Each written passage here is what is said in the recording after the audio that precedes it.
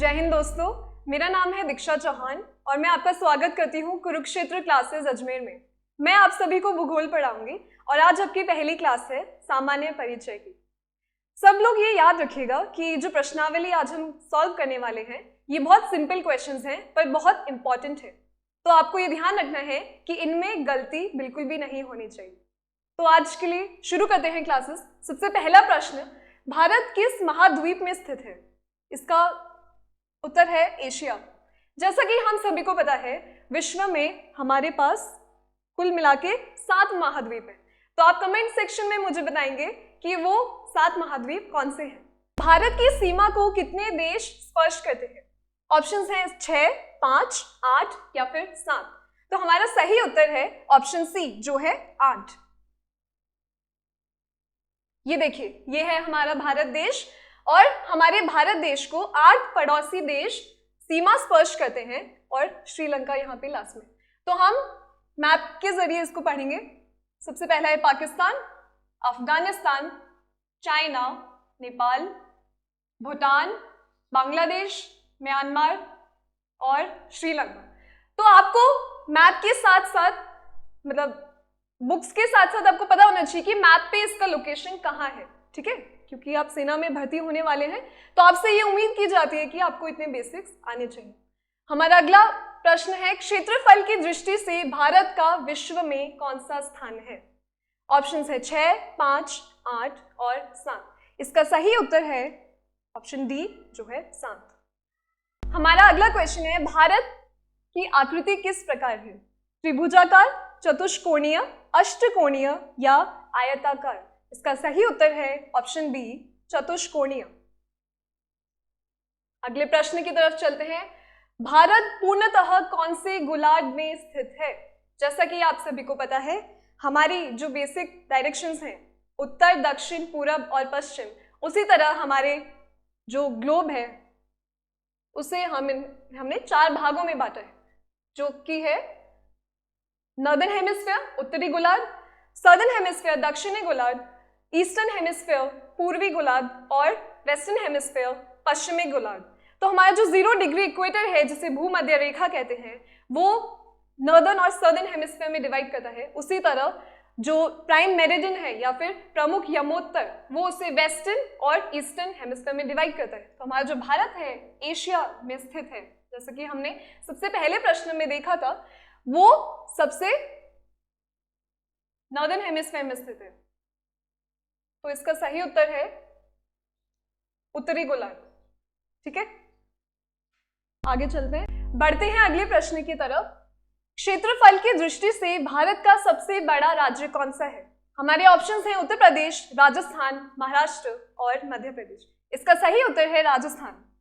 और आपको ये पता होना चाहिए कि राजस्थान सबसे पहले नंबर पे आता है, दूसरा है हमारा मध्य प्रदेश, तीसरा महाराष्ट्र और चौथे नंबर पे आता है उत्तर प्रदेश। अगला प्रश्न, क्षेत्रफल की दृष्टि से भारत का सबसे छोटा राज्य कौन सा है? गोवा, मणिपुर, त्रिपुरा और सिक्किम। ये ऑप्शंस बहुत ही क्लोज हैं। अगर आपको मैप का आइडिया नहीं है तो आप फंस सकते हैं। देखिए, इसका उत्तर है गोवा, यहाँ पे गोवा स्थित है। ऑप्शंस में था सिक्किम जो यहाँ पे है, त्रिपुरा जो यहाँ पे है और मणिपुर जो यहाँ पे है। तो आप मैप में देखेंगे तो आपको क्लैरिटी आ जाएगा कि इसका सही उत्तर है गोवा, ठीक है? ऑप्शन ए। हमारा अगला प्रश्न है, भारत में जो कर्क रेखा है वो कितने राज्यों से होकर गुजरती है? ऑप्शन है 8, 6, 9 और 7। इसका सही उत्तर है ऑप्शन ए जो कि है 8। चलिए यहाँ पे देखते हैं। इसको याद करने का बड़ा ही सिंपल ट्रिक है।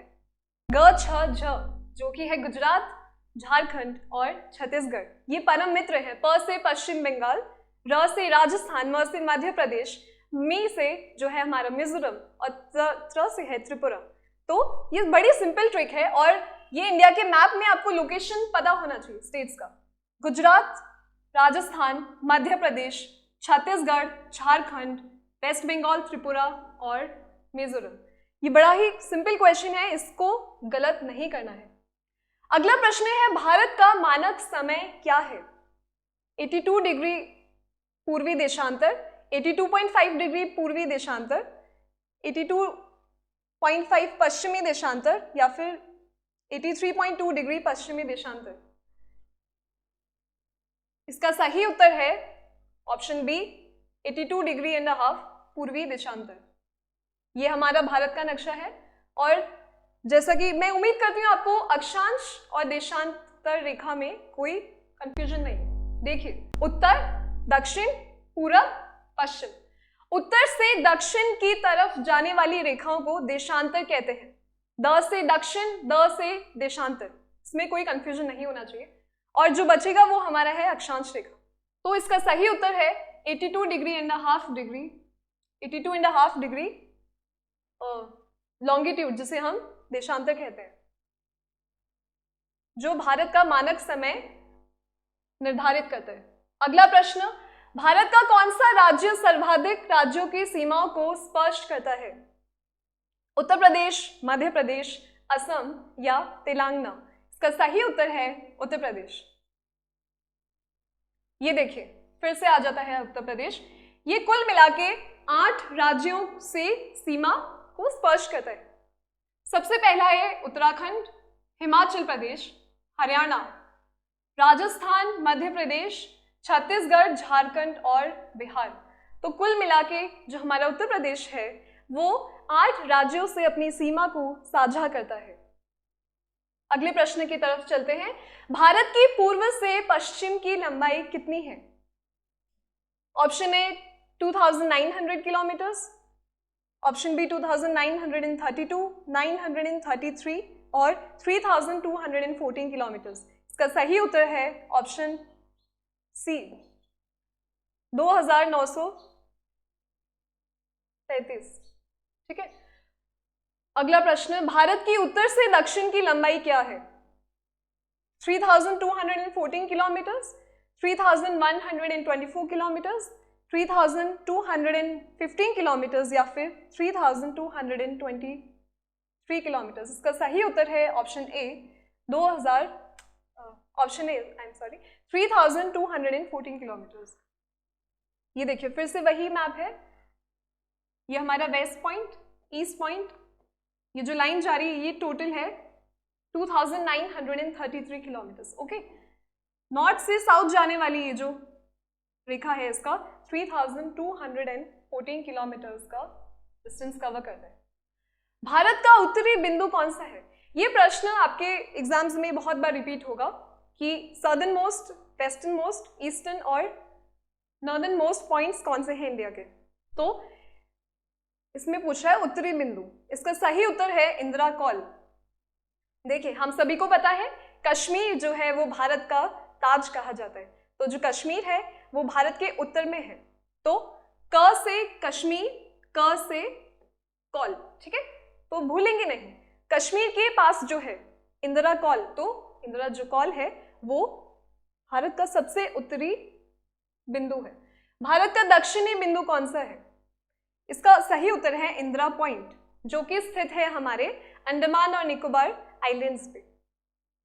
नेक्स्ट प्रश्न, भारत का पूर्वी बिंदु क्या है? अरुणाचल प्रदेश की सीमा, नागालैंड की सीमा, असम की सीमा या मणिपुर की सीमा? अभी तक हम 4 पॉइंट पढ़ चुके हैं। यहाँ पे होगा इंदिरा कॉल, यहाँ पे होगा इंदिरा पॉइंट और पूर्वी बिंदु पूछा है तो वो होगा हमारा अरुणाचल प्रदेश की सीमा। इसका सही उत्तर, इसको मैप में देखेंगे अभी आगे, उससे पहले ये कर लेते हैं। भारत का पश्चिमी बिंदु कौन सा है? ओखा, भरूच, जैसलमेर या फिर अमरेली? इसका सही उत्तर है ओखा। अगला प्रश्न, मैकमोहन रेखा किन 2 देशों के बीच स्थित है? इंटरनेशनल बाउंड्रीज पे भी आपके बहुत प्रश्न आते हैं, तो इनको आपको गलत नहीं करना है। इसका सही उत्तर है भारत व चीन के बीच में स्थित है हमारी मैकमोहन रेखा। ये देखिए, ये है हमारा अरुणाचल प्रदेश और इंडिया पे अगर आप देखिए लोकेशन, अरुणाचल प्रदेश यहाँ पे है। तो जैसा कि हमें पता है चाइना यहाँ से बॉर्डर साझा करता है चीन, तो ये है हमारी मैकमोहन लाइन। ठीक है दोस्तों। प्रश्न, भारत व पाक के मध्य कौन सी रेखा स्थित है? डुरंड रेखा, मैकमोहन रेखा, रेड क्लिफ रेखा या फिर लाइन ऑफ कंट्रोल? इसका सही उत्तर है हमारा रेड क्लिफ रेखा। हमारा अगला प्रश्न है, भारत व श्रीलंका के मध्य कौन सी रेखा स्थित है? पाक जल संधि व मन्नार की खाड़ी, McMahon Rekha, red Cliff Rekha, line of control. जैसा कि हमें पता है ये ऑप्शंस हम पढ़ चुके हैं, तो लाइन ऑफ कंट्रोल नहीं होगा, इसका सही उत्तर है पाक जल संधि व मन्नार की खाड़ी। ये देखिए, ये है इंडिया का मैप और इसको थोड़ा जूम किया गया है। अगर मैं थोड़ा रफली इंडिया का मैप बनाती हूँ, यहाँ श्रीलंका बनाती हूँ, तो ये हमारा तमिलनाडु है, ये केरला है, यहाँ पे सदर्न स्टेट्स, ठीक है। यहाँ पे हमारा है गल्फ ऑफ मन्नार, जिसे मन्नार की खाड़ी कहते हैं, और पाक स्ट्रेट, जिसे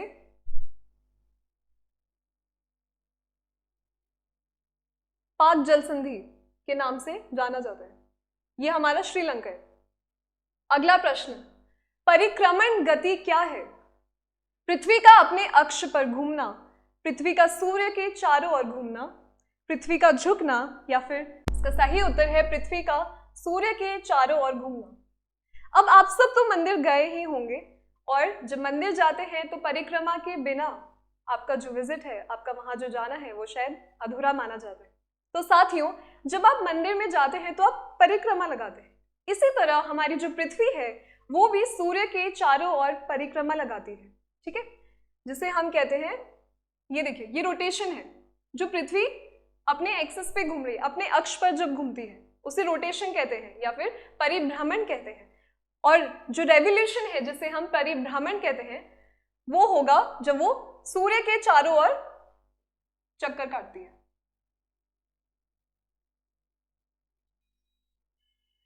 ठीक है, ये हमारा मैप है जिसमें रेड क्लिफ लाइन को शो किया गया है। इंडिया, पाकिस्तान और बांग्लादेश के साथ भी ये लाइन सीमा साझा करती है। तो उम्मीद है आपको ये प्रश्न यूजफुल लगे होंगे। इनको गलत नहीं करना है साथियों, क्योंकि ये बहुत ही सिंपल क्वेश्चंस हैं, पर स्कोरिंग है, ठीक है। इसी के साथ आज की क्लास एंड करते हैं। आपसे कल मुलाकात होगी। धन्यवाद।